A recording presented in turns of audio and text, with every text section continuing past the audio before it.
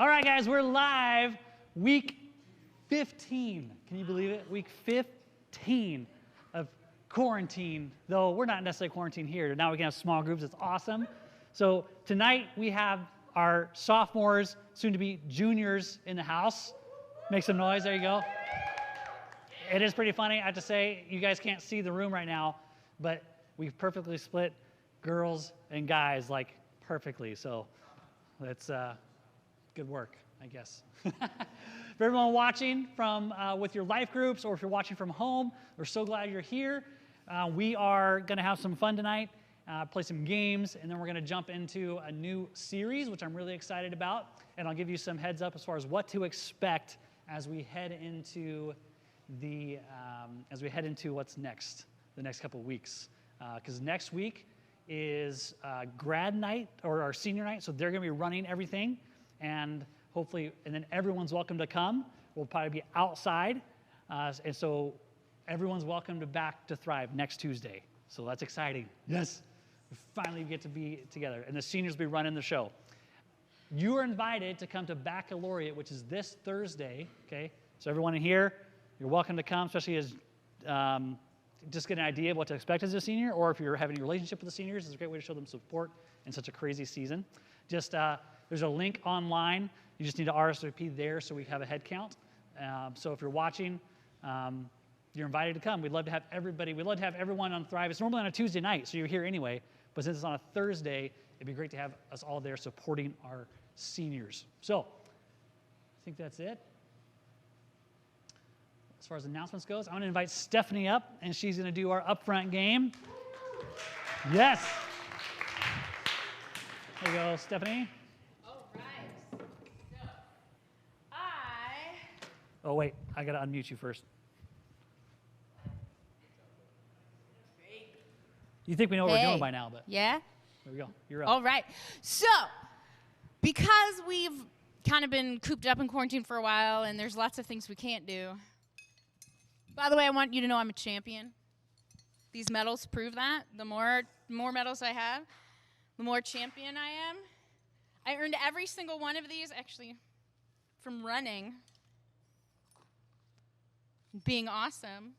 Who wants medals like me? Anyway. Glory and honor and I don't know, recognition goes to those who have medals, and I think we should all have medals. And we're going to do Thrive Summer Olympics in here right now.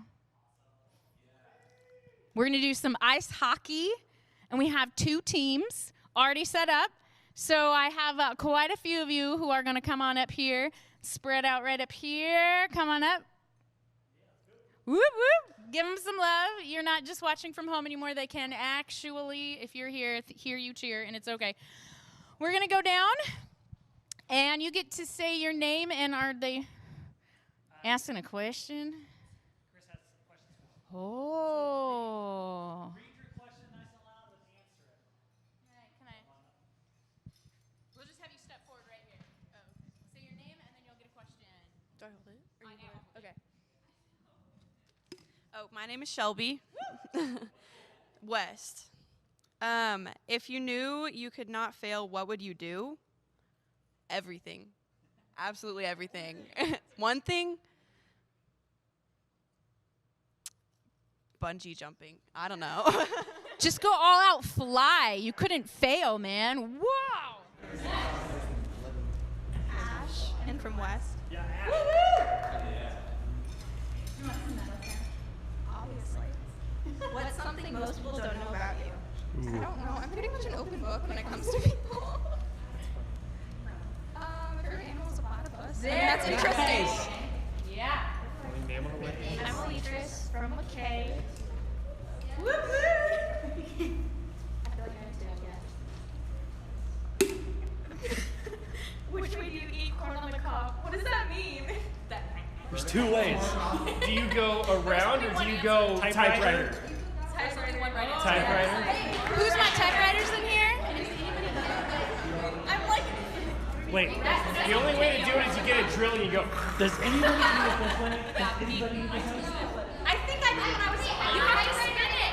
You have to spin it. That's weird. Don't go side to That's side. weird. You go You introduce yourself first. You're a spinner. You have to My name is. My name is Destiny, and I go to Silverton. Oh, you almost had it. Chris, we're gonna meet. What are your 3 favorite smells? Burning wood, so like campfire. Lavender, and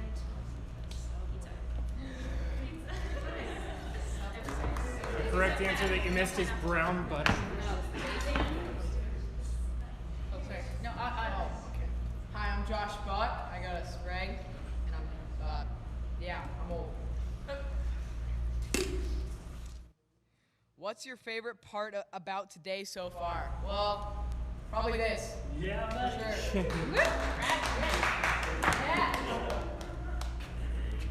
I'm David. I go to South. woo, David. Okay. My biggest pet peeve. I don't really know. People who eat their corn on the cob. I'll go with that. Say it in the mic. The people who eat their corn on the cob, like what they said. Hold it. My name's Ethan Jones, and I go to West. Dig in for the one at the bottom. What's the dumbest way you've been injured? I cut myself on my knife today. Were you trying to close it? Wait, the doll? The door? On purpose? No. Oh, the other one. I was like, Oh, the other one. I'm Tyler, and I'm homeschooled. Tyler.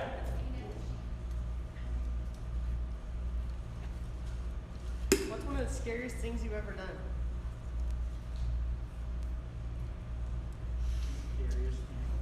Oh! I went backpacking, and I was scared. It was just me and my friend, so I was scared. You're scared because you're by yourself. Yeah, and we didn't bring a gun or anything. Did you stay overnight? Yeah, we brought knives, but we didn't bring guns. So, that was scary. My neck is getting, these are heavy. All right, so first we need good eye protection. So we're gonna read on the last one. You need 4 eye protection. And then you're gonna need,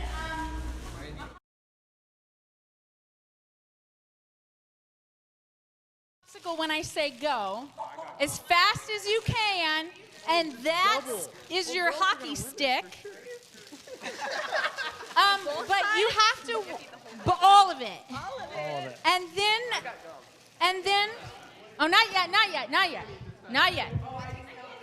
Ears are open first, and then your popsicles. So you're gonna need all of your team to be finished with their popsicle. So when you finish, you get to come and stand here in line. And you have your popsicle stick in your mouth, and there'll be Using ice your feet, right? cubes here for your ice hockey, and Back you get camera. 1 hit. And then you go to the end of the line, and you're gonna try to score ice. See, did you guys hear what I said? What are you hitting? Ice cubes. Yes. So ice hockey, it slides real nice. You want it. It only counts if it goes through the goal, and then you go to the end of the line. You get 1 hit. You can hit any ice cube on your side, and your hands cannot be on the table. You just have the hockey stick in No your hands. mouth. Oh, you have to eat both sides. You can use both hockey sticks. All right, ready? Get set, go! Woo! Oh, wow. Yeah. We can see who have teeth sensitivity and who do not. Hey, what flavor is that? I don't really know. Pineapple, banana? Banana. Yours? I don't know. No, what's this one? Oh, extra points for Destiny eating what's just alike. Okay. Hey, get that up to you. That doesn't count. I just like gum. So it's cold. Oh, come on. We can be faster than this.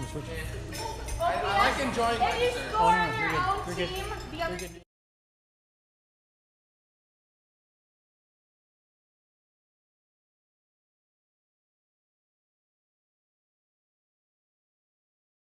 Brain freeze yet? It's so bad.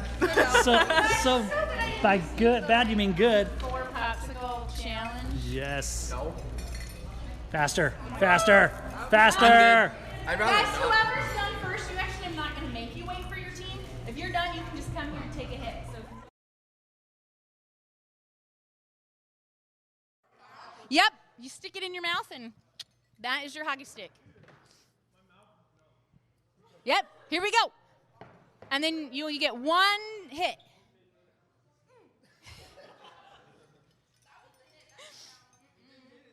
That was great.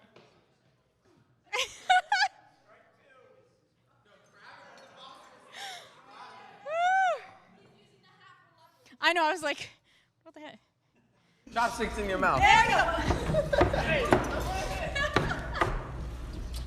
Hey, go. Come on, Daddies. Keep going. Yeah, keep going.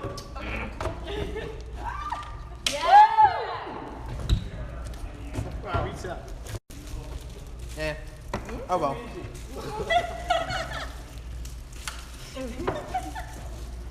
Delicious. Yeah. Oh, you can keep going. Woo! I'll leave this one. So close. Was that another one? Was that another one? 3, I think. 4 for guys. Yeah. Yeah, get that one out of the goal. Good. Woo! Oh, another one.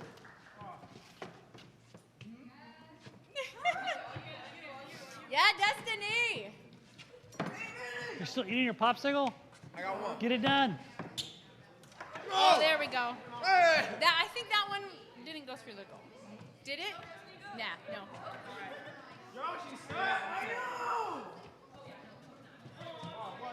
Oh, no, that's on the other side. Caleb, could you grab some more ice for the boys? Oh, so close.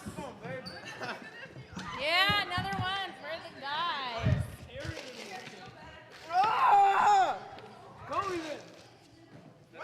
Oh, so no close. good. Blocked by the goalpost. Yeah, Destiny, that was a good hit. Oh, yeah, one for the girls. Go Leeches. Oh, another one for the guys. Hey, what's our score right now? I have no idea. Someone keeping score? All right, we should do like 1 more minute, I think. That was in my hands.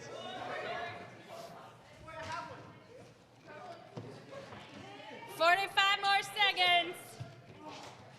Oh, interference.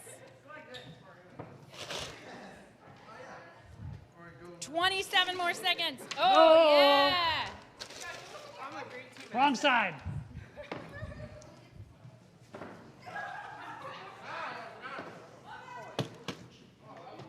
Ten, 9, 8, 7, 6, 5, 4, 3, 2, 1.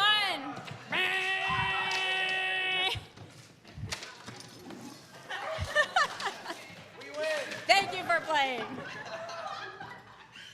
All right. I definitely think the guys scored more for that, but thank you, ladies. Great effort. Yeah. And give them a round of applause. Thanks, guys. Can you guys move the table down for me? Yeah. All right, nice work, everybody. Are we handing these out? Yeah. Anybody who didn't get Anybody want a popsicle? Yellow. What color?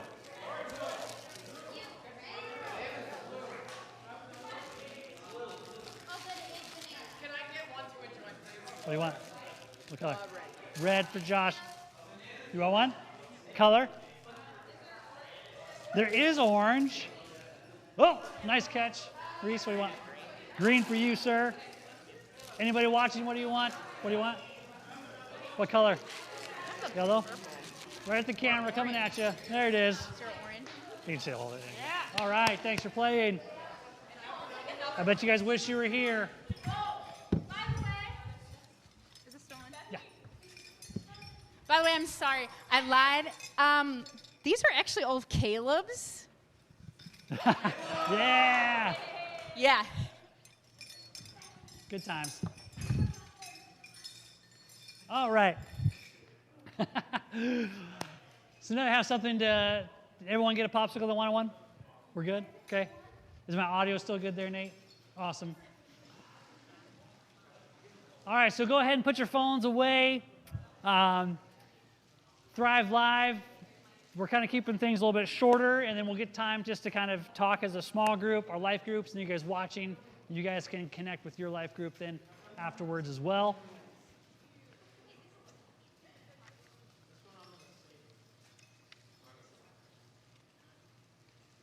All right, so where we're going. All right, so we just wrapped up a series. We used the race analogy, and we walked through kind of those three things: starting blocks, and running the actual race, and then how to finish, handing off the baton. So hopefully you had some good conversations around that.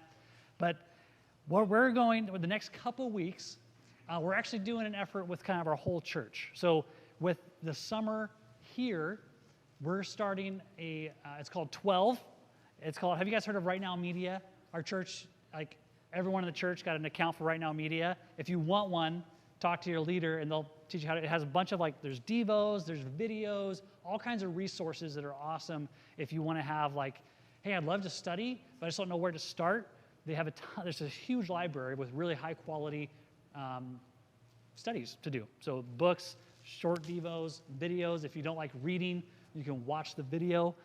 So if you want to use that, do it. But as a church, we're doing this one it's 12. It's called out of Romans 12, and it's about community, the church and community. And so we're also going to do it. Middle school is going to do it. Fusion's going to do it. High school is going to do it. And we're hoping that some of your parents might be plugged into a Bible study, or if you ever kind of here at church, there might be some crossing where it's hey, we're all studying the same thing and being about community. Will we actually see a difference of us actually living out community? And we've talked about community a lot this year. We started the year talking about lifelines, and we've talked about friendship. We've talked about this a lot, but I'm excited to kind of see what Paul says in Romans 12 as we kind of dissect that over the next couple weeks. So, you guys on board with that? Answer is yes. Good. What is the most creative way you've connected with your friends over the last 3 months? What's the most creative way some of you connected with people that you care about? Tyler? You went on hikes. Awesome. Stephanie? In the back, in the trunks of our cars, in a circle. Yeah, so Bible study, you all pull up and you're in the back of your car so you can still see each other's faces in person. Yeah. My friend will come over and across the street from me and we'll sit on top of our cars. On top of the cars. I like that. Crossing the streets. Hey, friend. What are the creative ways have you connected with friends? Text. Very creative. Using those thumbs, people. Video games. Absolutely. I know. We do Netflix party, watch Star Wars. Netflix party. I've never, because that's an actual thing with Netflix, right? You can have a watch party. No, we just did group FaceTime actually. Oh, okay. Has anyone done the Netflix party where you've watched a movie as friends all at the same time? Yeah. I did with my theater group. Nice. What are the ways? How else have you connected with your friends? Hikes again, yep. Talking. Communicate. Beautiful. Zoom meetings, yes. I wrote a letter. You wrote a letter, that's amazing. How many of you guys, has anyone received a letter? Isn't that just awesome when you get mail? And it's not junk mail? Man, I wish we wrote letters more often. From your grandma? That's awesome. Any other one? I don't want to cut anybody off. Any creative ways you've connected? Ding Dong Ditch. Amazing. Winner right there. You can have another popsicle. Airsoft? Nice. Those are awesome. But what I think all of us realize, regardless how much, some of you might feel man, I really haven't connected much with my friends. Or it's man, didn't really have connections before, so it's been hard to connect with people because I was barely doing it before, so it's hard, all right? But the reality is, I think all of us recognize that we want connection, all right? So we've gotten creative in different ways because we're I want to be with my friends. I want to be connected. And that's exactly how God made you. I think you guys know that, right? We look back to the beginning where it's like God tells us we're not meant to be alone, right? And the truth is, a lot of us and a lot of your friends, especially right now, they probably have this sense of loneliness that can sometimes just be overbearing, where it's just like a weight, where it feels like I'm alone, right? Even if we are finding ways to connect. So this whole series, as we talk about community, we have to first recognize and believe that we're created for community, right? We're created for relationship, first with God, right, and then with others. So tonight, the main thing I want you to hear is that we first have to have the foundation of a vertical relationship with God, all right? So first we need vertical, and then we have horizontal, where we connect with people around us, all right? So the vertical relationship is foundational to any horizontal relationship we have, right? But it's really easy to recognize horizontal relationship because those are the people right in front of us, right? Like, hey, I know your name, I can text you, and I can see that you've read it, and now you've left me on read. No. You respond, all right? You can invite them to stuff, to go on a hike, to do something, and you actually have that, they respond, and you know they're there, right? Which is important in a relationship. But sometimes we focus so much on that horizontal because this vertical one sometimes gets kind of confusing, and I don't have the same assurances maybe, is God really there? And we have questions, and so it's harder, so we might focus more on these horizontal, but then we're going to start getting into trouble. We're going to start seeing things creep in that aren't healthy, that isn't how God created us to be. So we have to get back to this vertical relationship. And so Romans is probably one of the best books of the Bible as far as explaining the gospel, all right? So we're jumping into Romans 12, but first, if we look at Paul's letter, all right, in Romans, the first 3 chapters, all right, he pretty much covers the bad news, all right? The bad news that sin is a problem, okay, that separates us from God. So first, in that relationship, there's bad news because if there's sin, then there's something that's broken in that. And then in Romans 4 through 6, he introduces the good news, all right? So we have 2 chapters where he backs it up and he pretty much lays out the salvation plan, all right? That we can actually have a relationship with God, and through faith in him, and we receive that gift, we can actually live in relationship with him despite the sin that is part of our world, okay? And then Romans 7 through 8, it says, how do we navigate the struggles and the temptations that we face on a daily basis, right?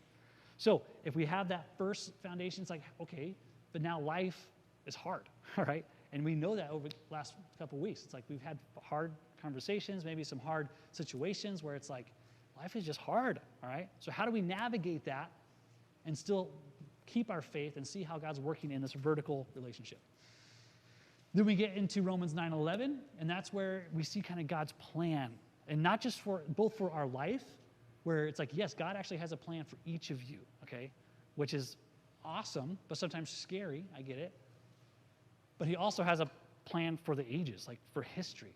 Like he sees everything, he knows all, and he has a plan.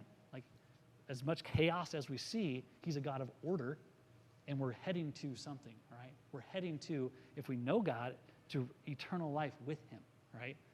That starts now and lasts forever as soon as we enter into that relationship. So that brings us to Romans 12, which is where this whole study is based out of, all right?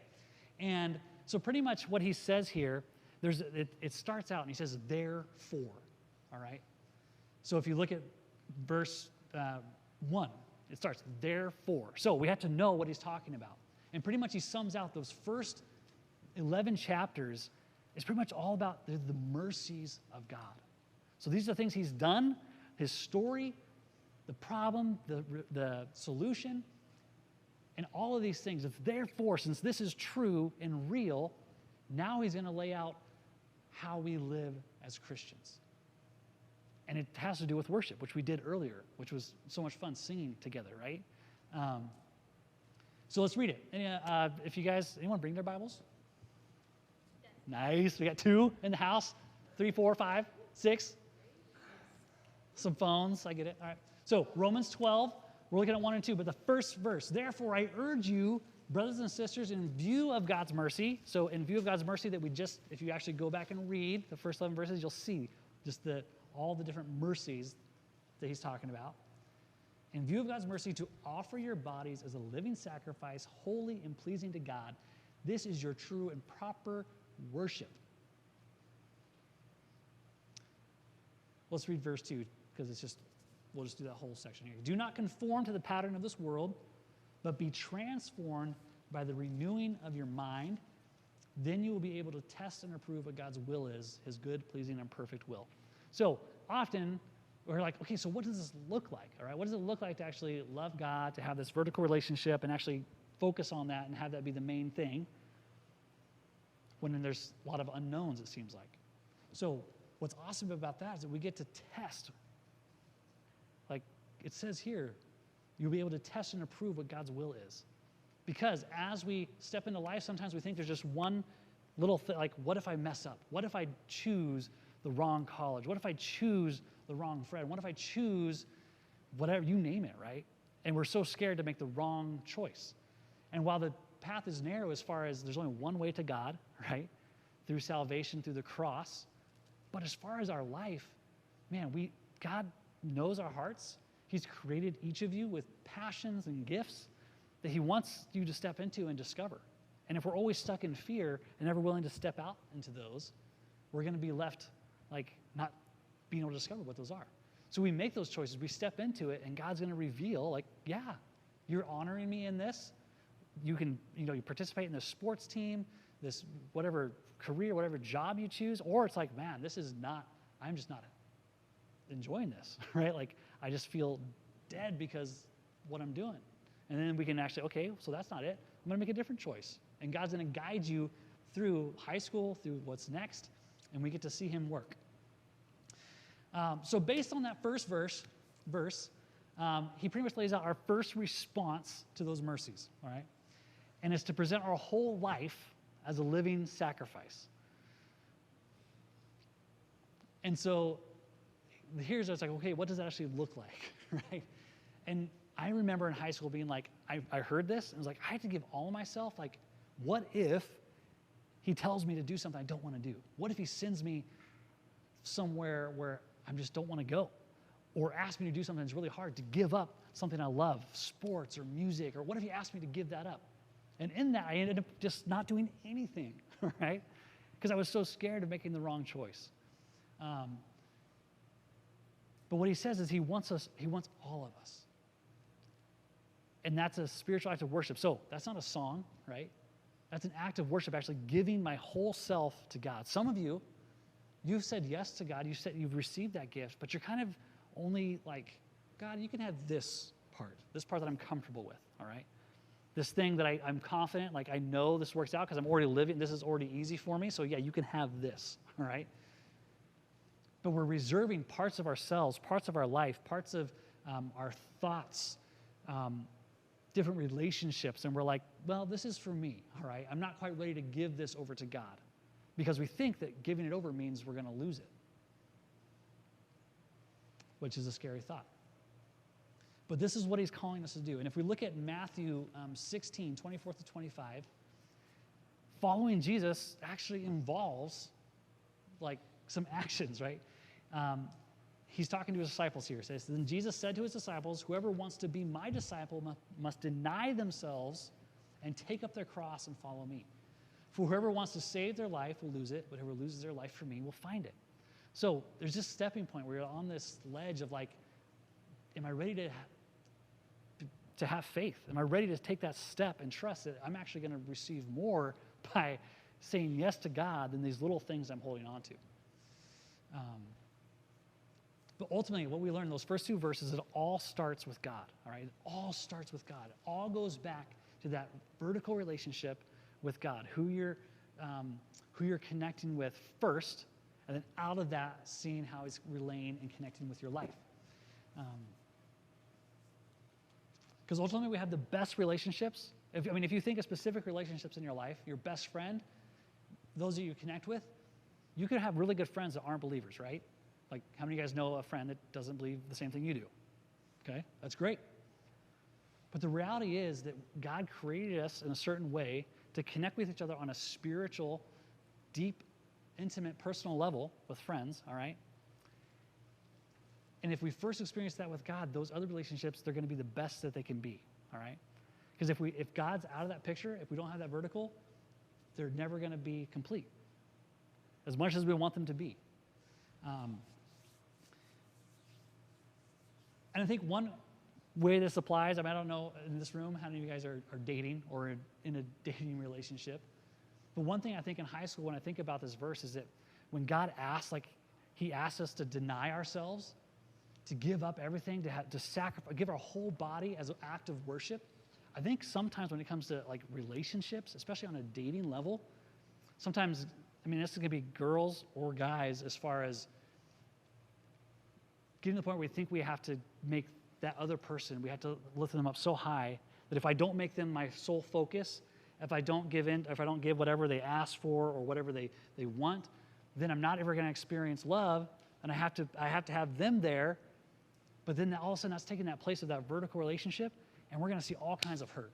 We're going to see all kinds. So if you're a guy or a girl entering a relationship and you're like demanding that of somebody, even if you don't recognize it, that's not going to end well, all right? Or if you know somebody and they're asking so much of you that you're like, wow, like this is taking all of me just to like fulfill this relationship, even though it seems like I want it, something's not right. And it's probably because either they are or you're not focusing on that relationship with God first. So we're going to get into a lot of trouble. And I think that comes out in a lot of different ways. I think, first off, we believe that we can't be loved, all right? Sometimes that relationship, we're like, well, I can't go to that vertical relationship because I can't be loved for what I've done, for what I've said, for what's been done, what I've experienced. It's just like, it's not possible. And we believe that lie. Sometimes we seek other religions that just fit what we believe. We'll try to find a set of things that like, well, I agree with this, this, and this, and it lines up. And so maybe I have friends that they're seeking, and they're finding those things that just fit what they're looking for. Instead of what we say, there's like only one way, there's truth that we need to seek out. Unhealthy relationships keep you from that, right? So that can be with just friendships. If it's just not based on that value system, it's going to get us in trouble. Sometimes we just hide. We hide from the truth. We hide from what God's trying to do or to give everything. Maybe God's just on the back burner. It's like, yeah, God's great, but that's going to be for when I graduate, when I actually have a job, when I can make my own choices. That's when kind of God will come to the forefront.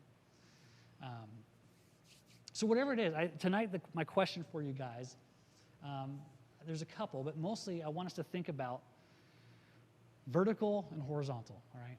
So first, the easy one. Who are the horizontal relationships in your life that are really important? Probably some family members in there, and then probably best friends, those that you spend a lot of time with. So those are easy to name. What's harder then maybe is to think, okay, is my vertical relationship, like this week, in the last 2 weeks, let's say, what have you done to foster that vertical relationship, right? If you connect with those people creatively that you talked about earlier, you've texted, you've called, you've sent smoke signals, like whatever it is, you've connected with people, right? Over the last 2 weeks, just think 2 weeks, how much have you put into that vertical relationship? And if it's little to none, just realize that you're missing being able to have the best relationship with your horizontal people, all right? Because there's deeper levels you can go to where you actually know each other. You can have those moments where you pray for each other. When you pray with a friend, when you sit and pray together out loud, there's something that's just amazing about that. When you can talk through the tensions of our culture and be real and dive through and ask hard questions, but actually trust that you can go there. But without that vertical, you're never going to get to that horizontal level where it creates some real significant bonds where you can actually experience life together. So those are my 2 questions, all right? Who are your horizontal? And then what's your vertical relationship like right now?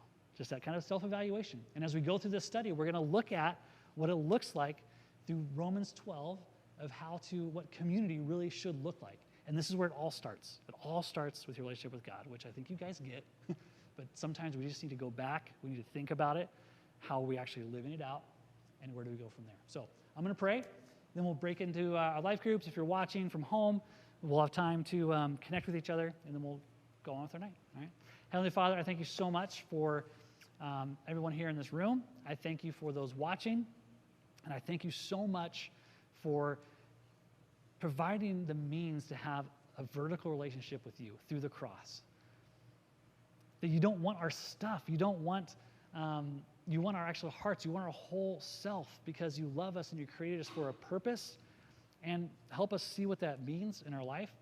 Help us evaluate realistically where we're at right now with the relationship with you. If we're trying to do things on our own or if we're relying on you, and we can testify to how that's impacting our horizontal relationships. So just give us clarity, help us have great conversations, and through this couple weeks study that we just grow deeper together with you and with others. In Jesus' name, amen. All right, guys. We're going to sign off of our live feed. Good to see you guys. We'll see you next week. See you next week here in person, all together, face to face. It's going to be amazing. We'll see you later.